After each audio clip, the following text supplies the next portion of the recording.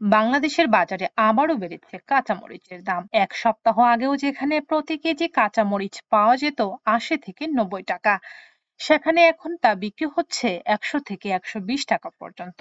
অর্থাৎ কেজি প্রতি প্রায় ২০ থেকে ২৫ টাকা পর্যন্ত বেড়েছে।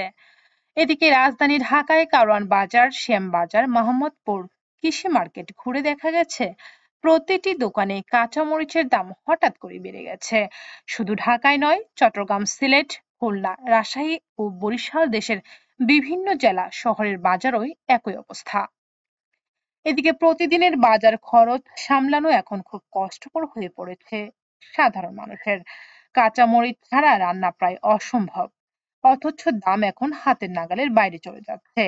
তবে এ সময় সাধারণত বাজারে পর্যাপ্ত মরিচ থাকে, কিন্তু মৌসুমী সংকটের কারণে সরবরাহ কমে গেছে। তার উপর পরিবহন ব্যয় বেড়েছে, ফলে দাম বাড়তে বাধ্য হয়েছে।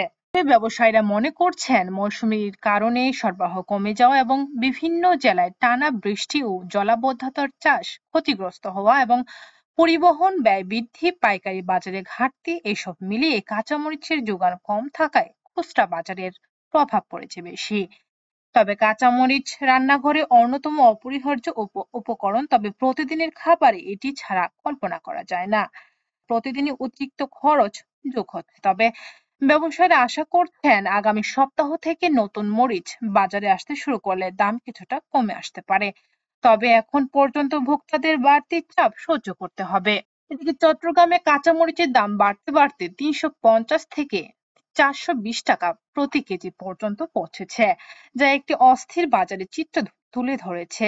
এই দাম বৃদ্ধি মূলত বন্যার কারণে সরবরাহ কমে যাওয়া এবং ব্যবসায়ীদের কৃত্রিমভাবে দাম বাড়ানোর ফল। তবে দেশজুড়ে বন্যার কারণে ঢাকা ও চট্টগ্রাম সহ বিভিন্ন এলাকায় সবজি সরবরাহকারী অঞ্চলগুলোতে যান চলাচল ব্যাহত হয়েছে, ফলে বাজারে কাঁচামরিচের সরবরাহ কমে গেছে।